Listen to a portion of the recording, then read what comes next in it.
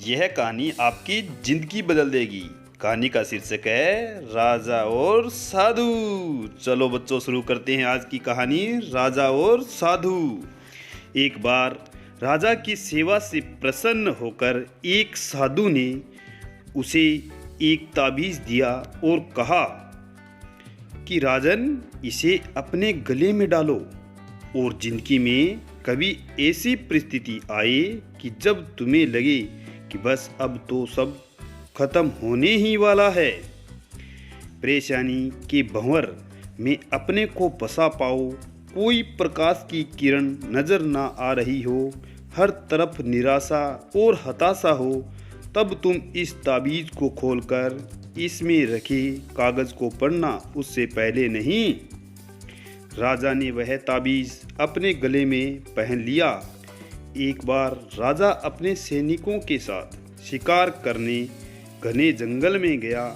एक शेर का पीछा करते करते राजा अपने सैनिकों से अलग हो गया और दुश्मन राजा की सीमा में प्रवेश कर गया।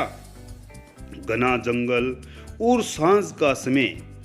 तभी कुछ दुश्मन सैनिकों के घोड़ों की टोपों की आवाज़ राजा को आई और उसने भी अपने घोड़ों से दौड़ लगाई।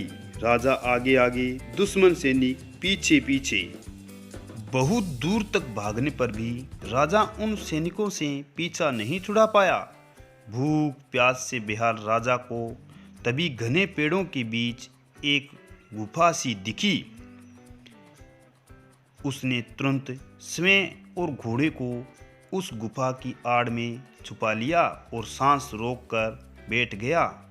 दुश्मन के घोड़ों के पैरों की आवाज़ धीरे धीरे पास आने लगी। दुश्मनों से घिरे हुए अकेले राजा को अपना अंत नजर आने लगा। उसे लगा कि बस कुछ ही क्षणों में दुश्मन उसे पकड़कर मौत के घाट उतार देंगे। वो जिंदगी से निराश हो ही गया था कि उसका हाथ अपने ताबीज़ पर गया और उसे साधु की बात याद आ गई। उसने तुरंत ताबीज़ को खोलकर कागज़ को बाहर निकाला और पढ़ा। उस पर्ची पर लिखा था, यह भी कट जाएगा।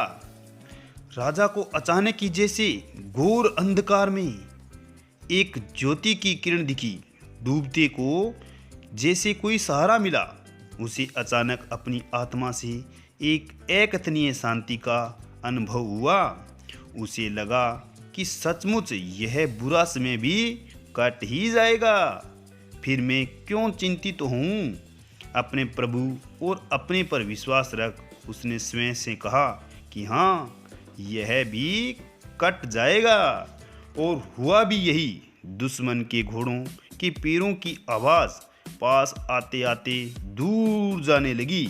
कुछ समय बाद वहाँ शांति छा गई। राजा रात में गुफा से निकला और किसी तरह अपने राज्य में वापस आ गया। इस कहानी से हमें यह सीख मिलती है कि हर चीज़ का हल होता है, आज नहीं तो कल होता है।